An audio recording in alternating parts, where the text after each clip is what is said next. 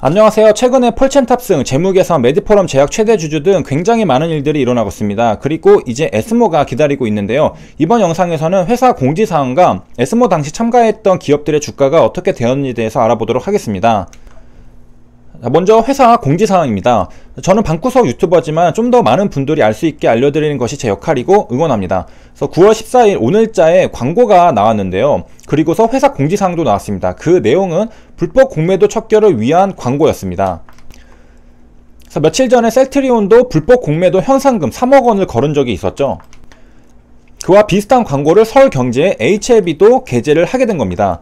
그래서 내용을 보니까 주주 여러분들의 성금으로 게재된 광고라고 하는데요. 이 성금이라는 것은 정성 성자를 써서 정성으로 내는 돈입니다. 그래서 불이익, 도끼, 성금 이런 식으로 사용을 하고요. 그러니까 한마디로 주주님들의 정성으로 낸 돈으로 게재된 광고라는 것입니다. 그러니까 회사 입장에서는 굉장히 감사한 마음이 들겠죠. 그래서 공지사항을 낸 것으로 보입니다. 그래서 이제 바이오 기업의 숙명이라고 할까요? 뭐 셀트리온도 그렇고 HLB도 그렇고 악성 루머 공매도에 한도 오랫동안 시달려 왔었는데요. 거기에 대해서 금융당국, 사법당국에 조사를 했지만은 그럼에도 공매도가 척결되지 않으니까 이런 광고들도 주주들이 직접 이제 하게 되는 그런 겁니다. 그래서 일단 다수의 허위사실 유포자들은 현재 사법당국 조사를 받고 있다고 합니다. 당국이라는 말은 어떤 일을 직접 맡아 하는 기관이라고 합니다. 그래서 금융당국이라면은 금융을 맡아서 하는 기관, 사법당국은 사법을 맡아서 하는 기관이라고 보시면 되겠습니다. 그래서 이제 악성 루머가 힘을 못 쓰게 되는 상황은 이제 우리가 논문들 그리고 글로벌 임상 결과들을 계속해서 뒷받침을 하고 있잖아요. 그렇기 때문에 이제 악성 루머가 나와도 이제 주주님들이 많은 공부가 되어 있기 때문에 이제 이거는 루머구나 이제 판별을 할 수 있기 때문에 별로 힘을 못 쓰고 있는 상황이다라고. 그래서 이런 논문 해석이나 분석 같은 것들은 이제 제가 맡은 역할이겠죠. 그래서 일단 간단하게 요약을 하면은 다행인 것은 악성 루머가 부쩍 줄어들었다. 근데 이제 공매도는 좀 남아있으니까 이런 것들을 이제 또 주주님들이 나서가지고 해주고 있다. 라는 점이고 그 부분에 대해서 HLB 대표이사 진양곤이랑 임직원 일동은 감사함을 느껴서 이렇게 공지사항으로 주주님들에게 소통하는 그런 의지를 보여주고 더 분발하겠습니다. 라고 보답을 하겠습니다. 라고 했습니다. 그래서 이제 그 본연의 업무에 집중할 시간은 늘어났다고 했는데 HLB 본연의 업무는 신약 개발이죠. 그 다음에 이제 게재라는 말이 뭐냐면요. 그 글이나 그림 따위를 신문이나 잡지에 실을 때 게재라는 말을 씁니다. 그래서 게재된 광고라고 하면은 신문이나 잡지에 올렸구나 라고 생각을 하시면 되겠습니다. 여기까지 알아봤고요. 이제 에스모 참가에 대해서 이제 알아보도록 하겠습니다. 2020년 9월 2일에 나온 건데요. 2019년에도 에스모가 있었죠. 그때 HLB는 엄청났죠. 이렇게 수익 상승을 했는데 그때 이제 참가 기업들 당시 주가를 분석해 본 겁니다. 근데 보니까 9곳 중 7곳이 상승을 했다라는 건데요. 그 내용을 보면요. 일단 참가한 기업들, 직간접적으로 이제 참가한 기업들의 리스트는 뭐 HLB, 한미약품, 뭐 EDGC, 셀트리온, 뭐 이런 기업들이 쭉 있는데요. 그 주가 변동을 보도록 하겠습니다. 2019년입니다. 그래서 9월 27일이고 9월 30일, 10월 1일 이렇게 주가가 이렇게 있는데 이 중에서 단연 독보적으로 HLB는 48% 증감률을 보였다라고 합니다. 엄청나게 급등을 했고 그 다음에 이제 다른 기업들 다 보니까 요 대부분이 다 빨간불이 들어온 걸 알 수가 있습니다. 그래서 에스모 당시 2019년 사례를 보면은 대부분 참가 기업들이 주가가 빨간불이 들어왔다라는 점입니다. 그리고 이 중에 이제 두 기업은 파란불인데 파란불도 그렇게 심하지가 않은 걸 볼 수가 있겠고요. 자, 그러면 이제 올해 참가하는 기업들은 누가 있느냐라고 했을 때 유한양의 오스코텍 그리고 HLB가 또 들어가 있습니다. 그 다음에 이수앱지스, 메드팩토, 뭐 크리스탈지노믹스 이렇게 알려져 있는데요.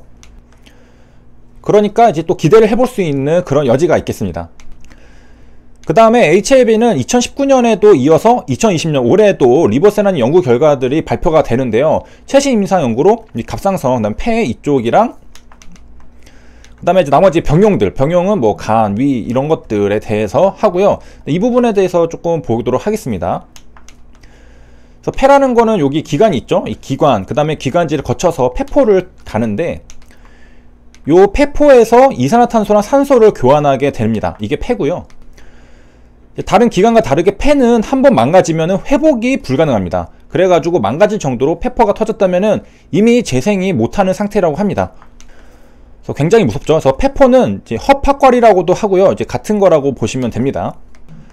그래서 여기 보면 페포제 있죠. 이게 작은 주머니 형태로 이렇게 되어 있는 걸 알 수 있고, 여기서 가스 교환이 발생을 합니다. 그래서 가장 기본적인 단위라고 보면 되겠고요. 생긴 게 포도송이처럼 생겼죠. 그 다음 페포는 단층, 편평, 상피로 구성이 되어 있는데요. 일단 상피부터 보면은 상피세포죠. 이 상피세포가 편평한 겁니다. 이 편평한 상피세포가 1층으로 늘어선, 한 줄로 늘어선 게 이제 바로 단층 편평 상피라는 것이고요. 1층으로 되어 있는 것, 단층이 있으면은 당연히 뭐 2층, 3층짜리도 있겠죠. 그런 것들은 중층이라고 부릅니다. 단층 편평 상피, 중층 편평 상피라고 되어 있는데, 1층으로 되어 있느냐, 그렇다면은 단층, 2층 이상으로 되어 있느냐, 그럼 중층입니다. 그래서 겹쳐서 배열되는 거. 그래서 1층으로 배열되는 것은 저기 봤던 페포도 그렇고 혈관 내피도 그렇습니다. 가만히 보면은 뭔가 교환이 일어나는 곳에서는 1층으로 된 걸 알 수 있겠죠. 산소, 이산화탄소로 교환하는 페포. 그 다음에 여기서는 혈관을 통해 가지고 영양분이랑 산소 같은 것들을 교환을 하잖아요. 그래서 이제 편평상피가 있는데 중층이 있고 단층이 있다라는 것이고, 이제 편평이라는 것은 엷고 평탄한 형태를 말하게 됩니다. 그게 1층이냐 2층이냐 3층이냐에 따라서 달라지게 된다는 점이고요. 1층으로 된 게 바로 페포다 라는 것이고, 이 페포는 수많은 모세혈관으로 덮여 있고 탄력이 있습니다.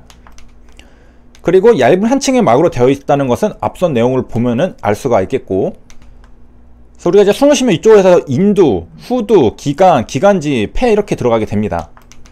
그리고 여기 들어갈 때 새 기관지가 또 있고, 간단한 거. 처음에 들어오면 굵직굵직하지만은 들어올수록 좀 가느다랗게 되는 거죠. 자, 그래서 이제 이런 폐에 발생하는 게 요거죠. 요건데, 이게 진단 후 5년 이내에 86% 정도가 요렇게 된다고 합니다. 이거를 반대 해석하면은 14% 정도밖에 살 수가 없다라는 거죠. 5년 이내. 5년 넘어서죠. 요인은 뭐냐? 요거, 그리고 뭐 요거, 그 다음에 요런 것들이 이제 좀 가능성이 높아진다라고 하고요. 그 다음에 치료는 요거냐에 따라서 다르다고 하는데, 요거는 영어로 NSCLC라고 우리가 많이 봤던 그거죠. 그래서 non small입니다. 그래서 소가 작다는 거잖아요. B가 아닐 B자, 작지 않다. 그래서 CLC, 렁이라고 되어 있고, 렁, 이거는 이거겠죠. 그래서 이제 요거 같은 경우에는 이제 요거 치료가 표준 치료라고 합니다. 골든 스탠다드라고 하는 것이고, 그래서 이건 작으니까 뭐 약으로 이제 될 수가 있겠지만은, 요거 같은 경우에는 작지가 않다는 뜻이잖아요. 그러니까 떼어내야 됩니다. 그렇기 때문에 오퍼레이션을 하고 이제 건강한 상태일 때 시행하고 완치를 기대할 수 있는 치료법이다 라고 되어 있습니다. 되게 좀 무시무시한 게, 한국에서는 요거에 이어서 2위를 기록하고 있는 겁니다. 그 다음에 현재 대한민국 성인 흡연율은 61%, 굉장히 높네요. 그래서 앞으로 이제 1위가 될 수도 있을 거라고 예상을 하고 있다 하고요. 그 다음에 이제 아까 그 NSCLC랑 아닌 거랑 이제 크게 두 개로 분류했잖아요. 요 NSCLC가 80% 정도를 차지합니다. 그래서 HIV가 지금 이거에 대한 임상이 있는데, 아무래도 요보다 요게 시장이 더 크겠죠. 80%니까. 그래서 분류를 요거 80%, 요거 20%, 그다음 나머지 이렇게 해가지고 한다고 하고요. 그 다음에 우리가 이제 아까 요 단어를 봤잖아요. 편평상피 세포. 이거를 봤으니까 좀 반갑죠. 요게 이렇게 속해 있는 것을 알 수가 있겠네요. 그래서 한국 같은 경우에는 요게 55%라고 합니다. 그래서 굉장히 많다라고 하고, 그래서 이상으로 HIV 공매도 척결 광고가 나왔다는 사실과, 그 다음에 에스모 참가했을 때 기업들이 이제 대부분이 상승을 했었다. 그 다음에 이제 2020년 에스모가 얼마 안 남았다는 점을 알려드리면서 영상 마치도록 하겠습니다. 시청해주셔서 감사합니다.